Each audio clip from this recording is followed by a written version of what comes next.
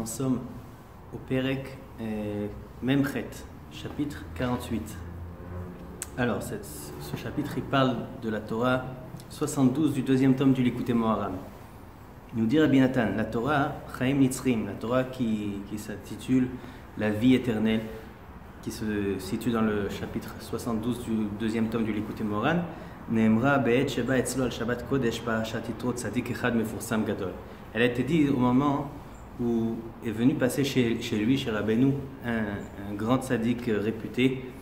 Il est venu passer Shabbat parashat Yitro chez Rabbeinu.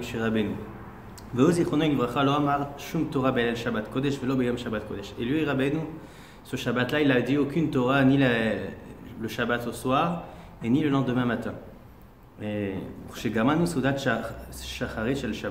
quand on a terminé le repas du matin de Shabbat matin, on avait déjà fini de faire Birkat Hamazon, et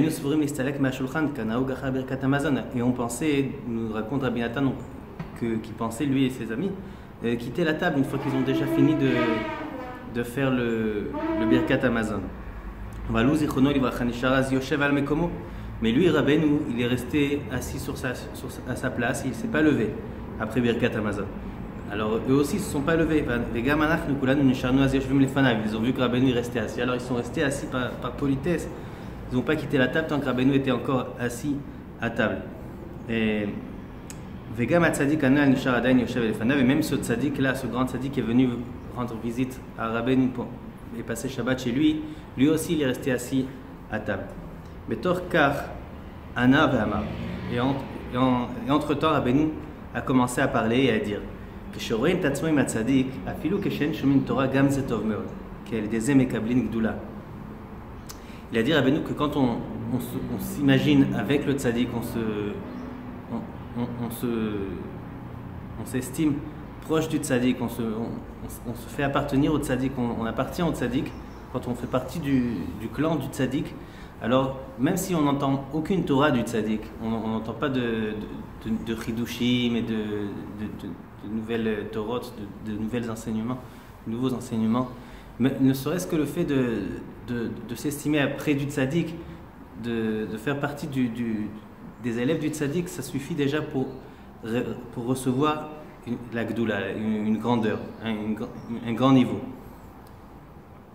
Ça veut dire que faut pas croire que d'être proche du tzaddik, c'est rien que pour pouvoir entendre de lui de la Torah et des enseignements. Ne serait-ce que le fait de faire partie des élèves du tzaddik, même sans rien recevoir du tzaddik, déjà ça suffit pour atteindre un niveau de gdoula, de grandeur.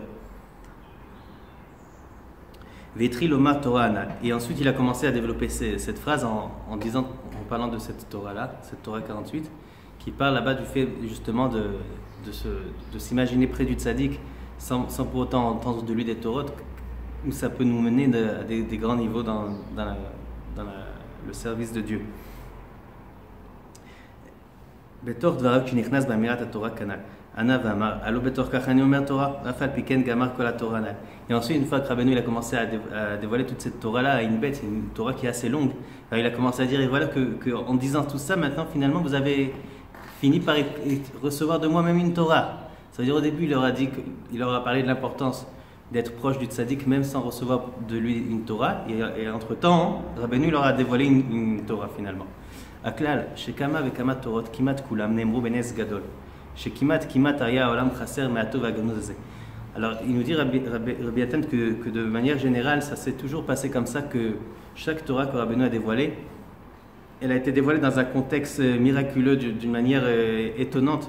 C'était pas quelque chose qui était prévu de le dire de cette façon. C'était toujours suite à un événement qui a engendré le fait que Rabbeinu ait dévoilé cette Torah précise selon cet événement qui s'est produit auparavant. Comme cette fois-ci là où Rabbeinu il a commencé à parler du fait qu'il disait pas de Torot et que c'est quand même important de se retrouver parmi les élèves du tzaddik même sans recevoir de Torot. Et puis entre-temps, il a dévoilé cette Torah là qui parle justement de ce fait de se sentir proche du tzaddik sans recevoir pour autant de lui des Torot.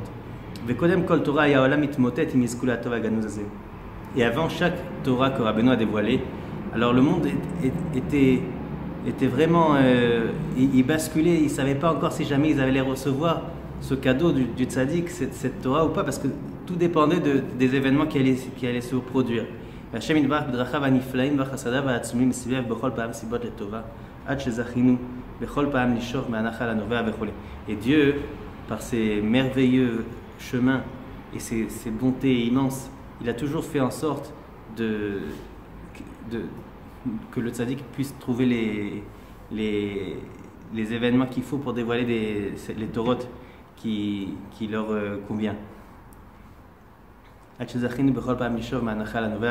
qu'on a eu le mérite à chaque fois de puiser de ce fleuve qui jaillit, qui est le tzaddik. Rabbeinu a dit lui-même que sur chaque parole qui dévoile devant le monde, dépendent de ces paroles-là tous les mondes Elionim et Tartonim, les mondes célestes et les mondes intérieurs et inférieurs. Ensuite, même tête. Nous sommes au chapitre même tête. Be'et Shama, la Torah va être Hanan. Au moment où Rabbeinu a dévoilé la Torah va être Hanan, qui se situe dans le chapitre du Likutei Moharan 78. Vesham edaber minyan she'asur leyesh atzmo leolam er sheyeh chas v'shalom. Et là-bas, Rabbeinu parle essentiellement du fait qu'il faut surtout jamais se désespérer. Peu importe ce que la personne peut passer durant sa vie, le désespoir n'existe pas. Rabbeinu a dit dans ces termes-là, il a dit en yiddish, il a dit comme ça, Mentor sich nicht meyaesh sein, Gewalt sein, seid eich nicht meyaesh. Ça veut dire, asur leityaesh, il est interdit de se désespérer, il ne faut surtout pas que vous vous désespérez, il a dit Rabbeinu à ses élèves. Umashach meod tevat Gewalt, il a poussé un cri en disant ça, en disant, ne vous désespérez pas, ne vous désespérez pas, comme à l'habitude de pousser un cri quelqu'un qui avertit quelqu'un d'autre et qui en criant du fond du cœur.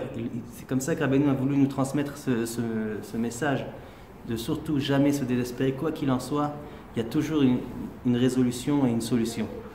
Alors que Dieu nous donne le mérite de s'attacher comme il faut au tzaddik et de recevoir toutes les réparations qu'on a besoin, et qu'on puisse accomplir toute cette Torah si Dieu veut, et qu'on ne se désespère jamais de quoi que ce soit.